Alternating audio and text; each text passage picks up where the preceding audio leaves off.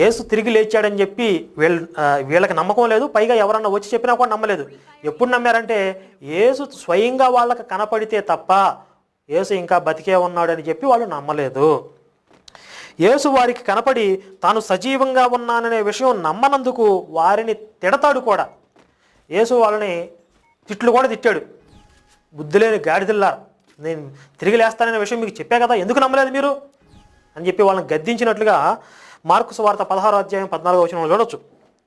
యేసు అంతకుముందు శిష్యులతో నన్ను యెరూషలేములో కొట్టి చంపుతారు, 3వ రోజున తిరిగి లేస్తాను అని చెప్పినట్లుగా బైబిల్లో పలు చోట్ల కనబడుతుంది.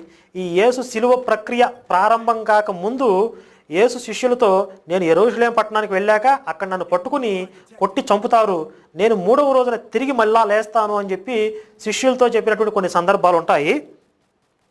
సుమారు 3 సంవత్సరాలు యేసుతో పాటు కలిసి తిరిగి ఆయన బోధనలు